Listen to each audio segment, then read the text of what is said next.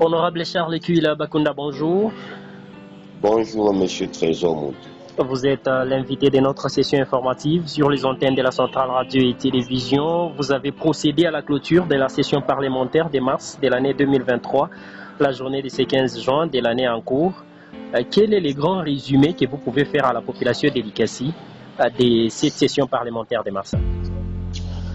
Merci beaucoup, Monsieur Trésor Moutou, pour nous avoir appelé question de faire la restitution à la base de travaux parlementaires que nous avions effectués au courant de la session de mars 23, qui a été considérée pour nous comme l'avant-dernière session, parce que la dernière session sera vraiment préoccupée par les préparatifs de élections qui sont organisés au 20 décembre 2023. Qu'à cela ne tienne, la session nous a vraiment préoccupés par les différents travaux en commission, en plénière, surtout pour voir comment améliorer les conditions de vie sociale, politique et économique de la population congolaise. C'est ce qui nous a vraiment préoccupés par rapport à ça, et surtout c'était un point qui a été intéressé par toute la population ou l'opinion nationale et internationale, qui était la loi sur la répartition des sièges, qui a été attendue depuis le début de la session jusqu'à la fin. Numériquement parlant, quelles sont les lois qui ont été votées au cours de cette session parlementaire de mars? Il y a quelques lois, je ne saurais pas évoquer toutes les lois qui ont été votées, mais je peux juste peut-être citer en passant. Nous avions travaillé sur le projet de loi, bon, un projet, c'est-à-dire qui est venu du gouvernement, le projet de loi modifiant et complétant le loi numéro 11, par exemple, barre 011 du 13 juillet 2011 relatif aux finances publiques, et la loi numéro 18, barre 010 du 9 juillet 2018 modifiant la loi numéro 11, barre 018 du 13 juillet 2011 relative aux finances publiques. Là, c'est purement dans le domaine financier. Question de révéler un peu la situation financière en République démocratique du Congo, donc par les régies financières. Il y avait aussi la loi sur l'organisation et le fonctionnement les statuts, soit l'ordre national des géologues, qui a été traité à l'Assemblée nationale. Et on nous a aussi déposé, comme je venais de vous parler avant, du projet de loi portant adoption et la répartition des sièges par circonscription électorale pour les élections législatives, provinciales, municipales et locales en République démocratique du Congo. Pour ne pas citer toutes les lois, je venais juste de régler ces quelques petites lois que nous avions travaillées.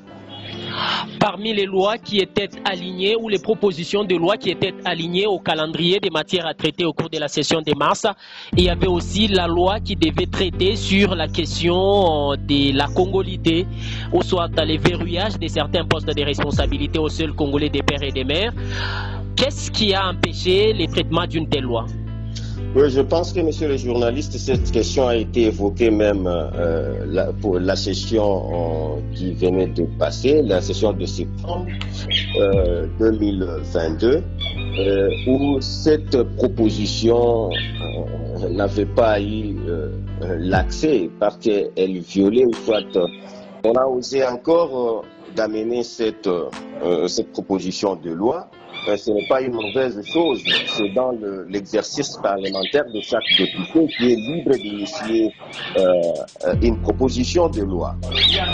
Comme le bureau n'a pas vu l'opportunité par rapport à la programmation de cette matière à la session de mars. Ce n'est pas que ça a empêché ou quoi, ça peut revenir à tout moment, mais il faudra avoir aussi l'opportunité et est-ce que ça répond au moins aux normes juridiques ou soit ça ne fâche pas à notre constitution. Aujourd'hui, vous allez devoir entamer cette période des vacances parlementaires. Au moins, vous êtes fiers d'avoir abattu un travail des titans durant la législature 2018-2023 parce que vous avez dit que c'est l'avant-dernière session au cours de cette législature au niveau de la République démocratique du Congo. S'il faut faire une auto-évaluation, l'honorable Charles Kuila Bakunda confirme la population de l'ICASI qu'il a accompli sa mission pour les 5 années lui accordées par la population. À chaque fois, je vous ai toujours répondu, nous sommes là pour répondre aux obligations parlementaires parce que la population de l'ICASI nous a envoyé à Kinshasa pour travailler, question de plaider sur ses doléances et autres. Et nous avions fait notre travail en tant que parlementaires et c'était maintenant à l'exécutif de trouver des solutions par rapport aux demandes qui lui ont été soumises par nous qui sommes parlementaires. Ce que nous avions fait, donc nous avons joué notre part. C'est-à-dire sur le plan parlementaire, nous nous réjouissons de ce que nous avions fait. C'est au gouvernement de se justifier par rapport, parce qu'à chaque fois nous avions toujours conçu ou élaboré un rapport de vacances parlementaires qui a été toujours déposé à temps. Question que le gouvernement prenne des responsabilités ou soit des précautions pour répondre à ce que nous lui avions soumis comme doléance de la population. Nous avions fait notre travail, c'était au gouvernement de faire aussi son travail. De par les doléances que vous avez recueillies au cours de cette législature, quelles sont les doléances qui ont trouvé gain de cause? Par rapport aux doléances que nous avions déposées à la Chambre basse du Parlement, vous savez, nous avions commencé dès le début pour que nos entités territoriales puissent commencer vraiment à répondre à la vie sociale, économique ou infrastructurelle de la population de l'ICASI, où nous avions postulé au gouvernement provincial, national et ainsi qu'aux autorités locales. Ce qui a été fait, vous avez vu vous-même, quelques quand même communes qui reçoivent les redevances minières ont travaillé dans l'intérêt du peuple, qui continue à être faite dans la commune de Chipuru, dans la commune de Panda. Ça montre aussi que nous avions vraiment travaillé. Par exemple, les gens se plaignaient par rapport au pont qui reliait la commune de Panda du côté au village de Tengwa. Vous savez, il n'y avait pas moyen de traverser avec les redevances minières où on a trouvé des solutions. Là, la population de l'ICASI n'avait pas où jouer au foot. Nous avions travaillé sérieusement question de postuler les gouvernements provinciaux pour que les stades de Kikoula soient réhabilités, pour que les athlètes de l'ICASI commencent à suivre les matchs à partir du stade de Kikoula au lieu d'aller à Chituru. Il y avait une très longue distance. Et en ce qui concerne les infrastructures routières, nous avions tellement travaillé sur ça et faire une pression, question que le gouvernement provincial, parce que c'est dans les compétences du gouvernement provincial pour la ville de l'ICASI. Effectivement, nous avions proposé deux solutions et nous osons croire que ça va toujours tenir par rapport aux infrastructures routières. Là, à ce niveau-là, c'est là où nous avons un petit problème. Mais sinon, dans d'autres secteurs, il y avait quand même une amélioration, et surtout sur le plan aussi agricole. Le gouvernement avait doté de intrants et de semences. Les gens ont cultivé dans la ville de l'ICASI, malgré qu'il y avait la hausse du prix de maïs sur le marché. Mais la population avait quand même cultivé par rapport à la subvention du gouvernement provincial. C'est ce que nous avions fait. Donc on a travaillé en complémentarité avec le gouvernement national, provincial et les autres de notre mandat. Mais je ne dois pas juger que nous avons fait un travail du tout satisfaisant aux yeux de la population, c'est-à-dire c'est à la population de juger, c'est-à-dire à chaque fois nous travaillons, nous amenons juste une petite touche, une pierre à ce qui a été déjà commencé en construction par rapport à notre ville de Likasi. Donc aujourd'hui c'est nous qui venons d'ajouter quelque chose et il y en aura. Les travaux ne finiront pas, hein. Nous serons toujours en pleine construction dans la ville de Likasi. Honorable, lorsque vous regardez la vie, la souffrance, bien évidemment, de la population, de la République démocratique du Congo en général, mais de la ville de Likasi en particulier, êtes-vous fier de regarder cette population et dire que vous avez travaillé au profit de la population, parce que la population prétend que vous avez travaillé à votre profit en tant que des parlementaires avec des salaires de 21 000 dollars et autres, alors que la population était restée abandonnée à son triste sort? Nous vous avions parlé l'autre fois que réellement, à chaque fois nous déposons nos rapports de vacances parlementaires, c'était au gouvernement de trouver des solutions à la population. C'est ce qui a été fait. Malheureusement, vous pouvez condamner les députés aujourd'hui. Or, le député, il est là pour présenter les doléances. La session, ou soit notre législature, c'était une législature tout autre.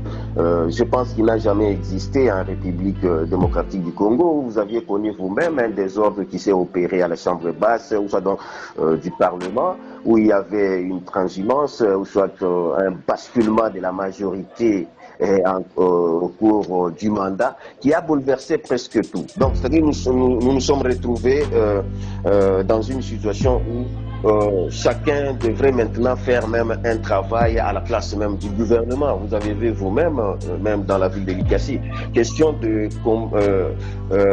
pallier à ce que la population demandait au gouvernement. Nous, en tant que parlementaires, on s'est donné le courage de se sauver en construisant des petites passerelles par-ci par-là. Vous-même, vous avez vu comment je l'ai fait. Or, ce n'est pas dans mes compétences, mais juste pour sauver ma peau. Parce que nous sommes dans une assemblée où il y a 500 députés. Et vous n'allez pas, vous seul, convaincre toute cette assemblée. Alors, quand la réaction, la demande de votre population ne trouve pas de solution, c'est pour cela que vous nous avez vus sur terrain, ériger des passerelles, faire ça, aider les élèves, et aider la population en faisant ça et ça. Question que cette population ne puisse pas vraiment être du tout contre votre personne. C'est-à-dire, nous avions fait notre travail, c'était au gouvernement d'exécuter. Quand est-ce que l'honorable sera à Likasi pour ses vacances parlementaires?